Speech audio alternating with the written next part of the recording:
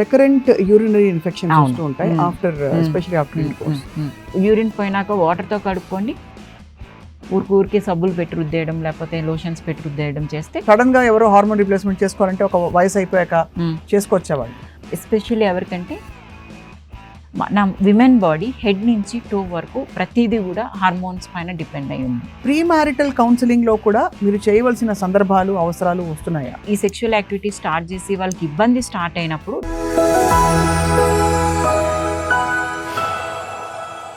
ఇది కేవలం సమాచారంగా మాత్రమే భావించండి, వైద్య నిపుణులను సంప్రదించండి. చాలా మందికి డాక్టర్ గారు రికరెంట్ యూరినరీ ఇన్ఫెక్షన్స్ వస్తూ ఉంటాయి ఆఫ్టర్ ఎస్పెషల్లీ ఆఫ్టర్ ఇంటర్కోర్స్.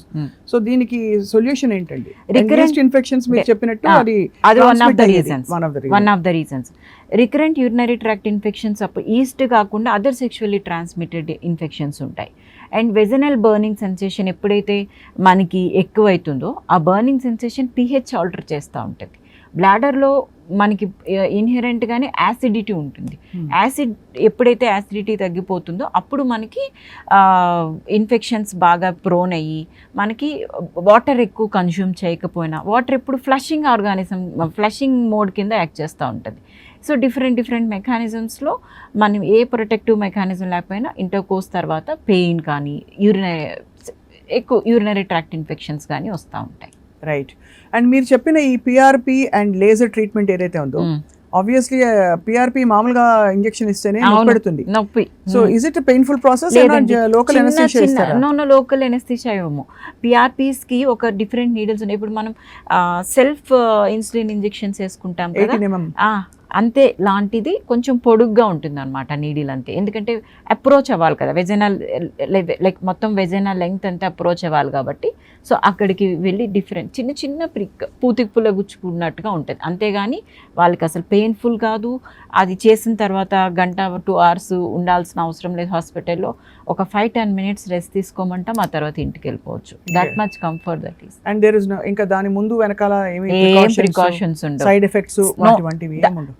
వాళ్ళ ఓన్ బ్లడ్ వాళ్ళకి పెడతాం కాబట్టి సైడ్ ఎఫెక్ట్స్ అంటే నేను ప్రొసీజర్ అస్సలు ఉండదు. మనం వెరీ వెజనల్ ఏరియా తప్ప ఇంకా పక్కన ఉన్న స్ట్రక్చర్స్ దేన్ని టచ్ చేయండి. అండ్ ఇది బర్తింగ్ ఇయర్స్ లో కూడా తీసుకోవచ్చా ఇలాంటి ట్రీట్మెంట్, లేక కేవలం this is post menopause or కొంచెం 40+ ఇప్పుడు బర్త్ పోస్ట్ డెలివరీ వాళ్ళు మా దగ్గరికి కొంతమంది దేనికి వస్తారంటే వాళ్ళకి నార్మల్ డెలివరీ అయితే వెజనల్ లూజనింగ్ అయిపోతుంది, హైమన్ లూజన్ అయిపోతుంది. సో వాళ్ళకి కొంతమంది కమ్యూనిటీస్లో చాలా మల్టిపుల్ బర్త్స్ ఉంటాయి. అండ్ కొంతమంది 4-5 బర్త్స్ అవ్వటం లేదా లేకపోతే సెకండ్ డెలివరీ తర్వాత వెజనల్ లూజ్ అయిపోతుంది. లూజ్ అయిపోయి వాళ్ళకి కొంచెం సెక్షువల్ సాటిస్ఫాక్షన్ ఉండదు, డిస్ఫంక్షన్ ఉంటుంది. సో వాళ్ళు వెజనల్ టైటనింగ్ కోసం వస్తారు. వెజనల్ టైటనింగ్కి సర్జరీ చేసి టైట్ చేయాల్సిన అవసరం లేదు. సమ్టైమ్స్ మెనీ టైమ్స్ లేజర్తో చేసేసేయచ్చు. లేజర్ ఏం చేస్తుంది అంటే లూజ్ అయిన వెజైనాని టైట్ చేస్తుంది. లేజర్ కైండ్ ఆఫ్ మనం బర్న్ చేస్తాం అనుకోండి ఏదైనా ఏరియాని, అది టైట్ అయిపోతుంది కదా. సో మేము ఏ టైప్ ఆఫ్ లేజర్ ఇస్తాము అని అంటే ఏదైతే లూజ్ అయిందో ఆ స్ట్రక్చర్ని అంతా టైట్ చేస్తూ ఉంటుంది ఒక 3-4 సిట్టింగ్స్లో. ఎంత టైట్ చేస్తుంది అని అంటే వాళ్ళకి ఎంతవరకు కావాలో అంతవరకు టైట్ చేసే అంత ఫెసిలిటీ ఉంటుంది ఆ లేజర్తో. ఫస్ట్ సిట్టింగ్ చూస్తాము ఎంతవరకు టైట్ అయిందో చూస్తాం, నెక్స్ట్ సిట్టింగ్ చూస్తాం ఎంతవరకు టైట్ అయిందో చూస్తాం, దాని నుంచి అసిస్ట్ చేస్తాము వాళ్ళ రిక్వైర్మెంట్ ఎంత ఉంది అనేది, అక్కడితో ఆపేస్తాం అనమాట. సో అంత అడ్వాన్స్ అంటే సర్జరీ చేసి ప్రొసీజర్కి వెళ్ళి ఎంతో డబ్బులు ఖర్చు పెట్టుకొని రెస్ట్ తీసుకొని వెజనల్ ఏరియాలో సర్జరీ చేయటం అంటే చాలా ఈజీగా, అంటే మనకి ఈజీనే, వాళ్ళు అది పెయిన్తో లైఫ్ లీడ్ చేయడం అంత ఈజీ కాదు. ఎందుకంటే వెజనల్ ఏరియా చాలా సెన్సిటివ్ ఏరియా. మనం కూర్చోవాలన్నా లేవాలన్నా చాలా పెయిన్ వస్తూ ఉంటుంది. అండ్ వాష్రూమ్కి వెళ్ళాలన్నా అండ్ నడవాలన్నా కూడా ఇంట్లో పిల్లలు ఉంటే వాళ్ళని చూసుకుంటూ ఈ వెజనల్ ఏరియాలో సర్జరీ చేసుకోవడం అంటే చాలా కష్టం. లేజర్ పెయిన్లెస్ ప్రొసీజర్, ఇంకా సర్జరీతో కంపేర్ చేస్తే ఇంకా డబ్బులు చాలా తక్కువ ఖర్చు. And day care procedure 5-10 minutes procedure అంతే. చాలా మంది ఇప్పుడు కొత్తగా ఏవో ఇవి టైటనింగ్ చైర్స్ అవి వస్తున్నాయి. ఎస్, కొన్ని చైర్స్ ఉన్నాయి. అవి ఏం చేస్తాయంటే ఆ చైర్లో కూర్చోగానే మనకి స్టిమ్యులేషన్స్ వస్తూ ఉంటాయి అన్నమాట. డిఫరెంట్ బ్రాండ్స్ ఉన్నాయి. ఆ స్టిమ్యులేషన్స్ ఏం చేస్తాయి, ఎస్పెషల్లీ పోస్ట్ డెలివరీ వాళ్ళకి చాలా వరకు, అండ్ కీగిల్స్ ఎక్సర్సైజెస్ అని అంటాం. అవునవును, మనం యూరినరీ ఇన్కాంటినెన్స్ గో Incontinence కి చాలా ఉపయోగపడుతుంది చాలా ఉపయోగపడుతుంది. అండ్ తర్వాత పోస్ట్ డెలివరీ అబ్డామినల్ మజిల్స్ అన్ని సాగ్గా ఉంటాయి. సో ఆ ఇప్పుడు రిపీటెడ్గా ఇట్లా స్టిమ్యులేషన్స్ ఇస్తే ఏమవుతుంది, మనం జిమ్ చేస్తూ ఉంటాం. జిమ్ చేస్తే మజిల్స్ కాంట్రాక్ట్ అయ్యి మనకు మజిల్ థిక్నెస్ పెరుగుతూ ఉంటుంది కదా. అండ్ ఎక్కడైతే మజిల్ మనకి ఎట్లా కావాలనుకుంటాం అట్లాగా మనం మజిల్ని షేప్ అవుట్ చేసుకోవచ్చు. The same mechanism applies here. మనం చెయ్యము, instead that chair does for us. అది అండ్ అది నిజంగా ఎఫెక్టివ్గా చాలా వరకు కొన్ని కండిషన్ స్పెసిఫిక్గా చెప్పాలంటే కీగిల్స్ ఎక్సర్సైజెస్ కొంతమంది చేయలేకపోతారు. వాళ్ళకి కీగిల్ ఎక్సర్సైజెస్ ఎవరికి చెప్తామనంటే పోస్ట్ డెలివరీ వాళ్ళకి చెప్తాము.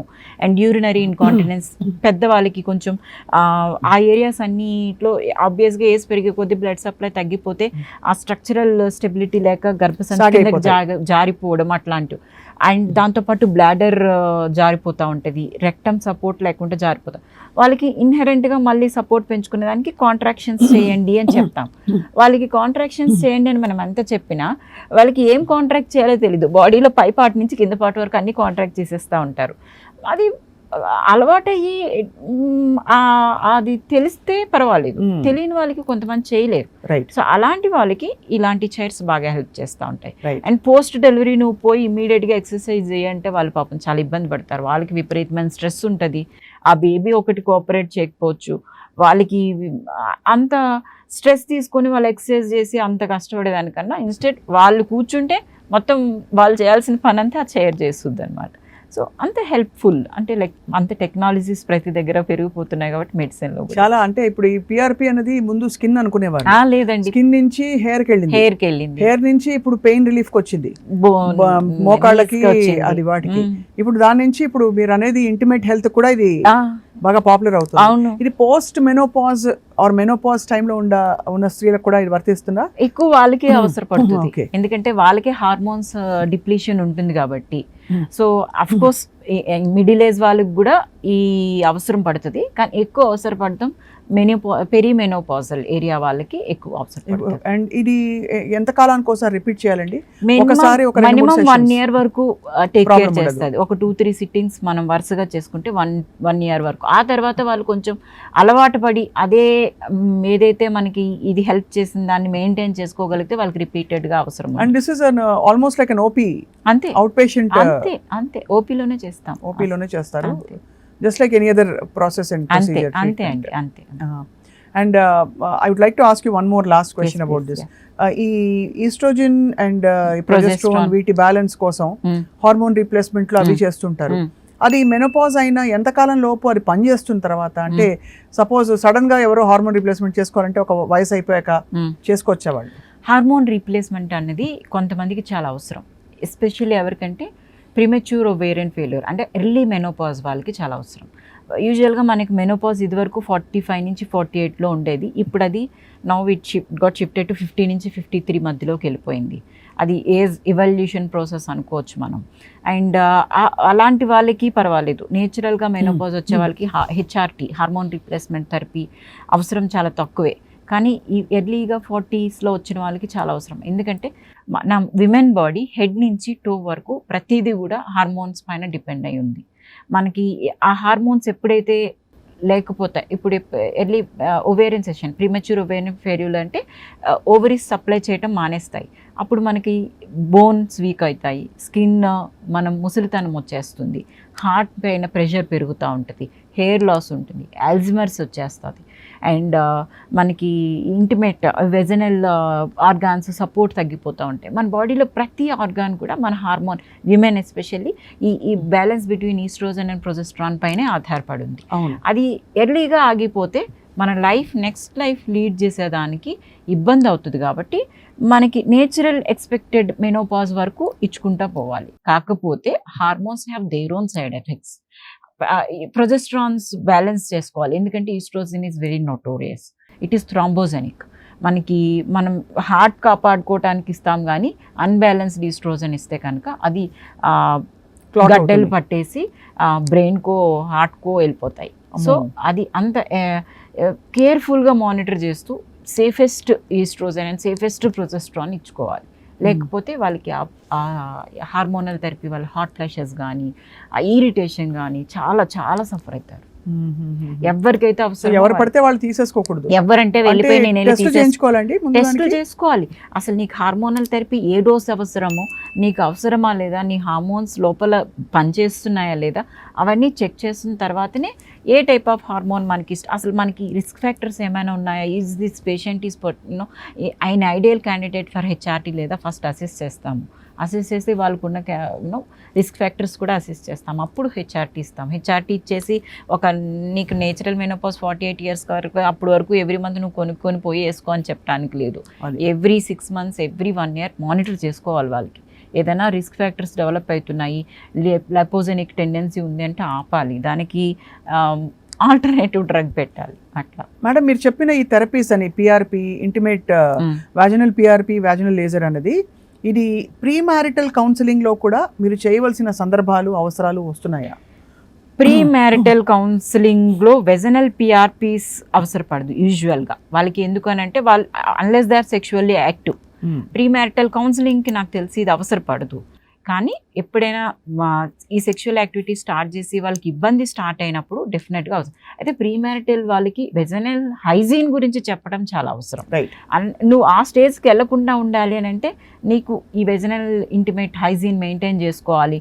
ఊరికే ఎక్కడ పడితే అక్కడ దొరికే లోషన్స్ పెట్టి ఊరికే కడిగేసుకోవద్దు. ఎందుకంటే nature has given a protective mechanism. నువ్వు దాన్ని మెయింటైన్ చేయాలి. ఊరికే పెట్టి సబ్బు పెట్టావు, లేకపోతే ఇష్టానికి pH అన్బ్యాలెన్స్డ్ పెట్టేసి నువ్వు కడిగేస్తే నీ ప్రొటెక్టివ్ మైక్రో ఆర్గానిజం పోతుంది. Unless you have an infection, unless you have an indicated this thing, do not go for any other washes. చక్కగా మంచిగా నీట్గా వాటర్తో యూరిన్ పోయినాక వాటర్తో కడుక్కోండి. అట్ ద సేమ్ టైం దాన్ని వైప్ ఆఫ్ చేసుకోండి. అది చేయండి. ఏదైనా డిశ్చార్జెస్ అబ్నార్మల్గా అనిపిస్తే డాక్టర్ దగ్గరికి వెళ్ళి కన్సల్ట్ చేసి దాని నెసెసరీ బ్యాలెన్స్డ్ pH లోషన్ వాడండి. అంతేగాని ఊరికే సబ్బులు పెట్టి రుద్దేయడం లేకపోతే లోషన్స్ పెట్టి రుద్దేయడం చేస్తే నేచర్ ఇచ్చిన మెకానిజంని మనం డిస్టర్బ్ చేస్తున్నాం. ఈ మధ్య యాక్చువల్లీ చాలా వాషెస్ వచ్చాయి కదా. అవును, ఓవర్ ద కౌంటర్ మెడికేషన్ అది. వాషెస్ అన్ని వాడచ్చు కదా. అన్ని వాషెస్ అవసరం అయితేనే వాడాలి. ఊరికే ఇంటిమేట్ హైజీన్ మెయింటైన్ చేస్తానని రోజు పోయి కడుక్కోవాల్సిన అవసరం లేదు. వన్స్ ఇన్ ఎ మంత్ లేకపోతే వన్స్ ఇన్ 2 weeks అట్లా చేసుకుంటే. వెజనల్ డౌషింగ్ ఎవరికి మనం క్యాండిడియాసిస్, సివియర్ క్యాండిడియాసిస్ ఉంది, లేకపోతే సివియర్ అదర్ ట్రైకోమోనల్ ఇన్ఫెక్షన్ ఉంది, అలాంటి వాటికి డౌషింగ్ అవసరం. అది ఎంత మనం ఫ్లషెస్ చేసినా, ఎంత వెజనల్ సపోజిటరీ మెడికేషన్ పెట్టినా అవి రాదు. అవి గట్టిగా అతుక్కొని ఉంటాయి సర్విక్స్ నుంచి వెజనల్ ఫార్నిసెస్ వరకు. సో వాటికి గట్టిగా లాగాలి మనం. ఎట్లా అంటే ఇలా స్వైప్ ఆఫ్ చేయాలి. అప్పుడు డౌషింగ్, రిపీటెడ్ డౌషింగ్స్ చేస్తే మనం ఆ డౌషింగ్స్తో ఏమనాలి, అక్కడే లోకలైజ్ అయిన ఈస్ట్ కానీ ఇన్ఫెక్షన్ని మనం బయటికి లాగి ఒక 2-3 sittings వరకు చేస్తే తగ్గుతుంది. అంతేగాని ఊరికే డౌషింగ్కి వెళ్తే నేచురల్గా ప్రొటెక్టివ్ మైక్రో ఆర్గానిజమ్స్ మనమే బయటకు పంపించి అన్నెసెసరీ ఇన్ఫెక్షన్.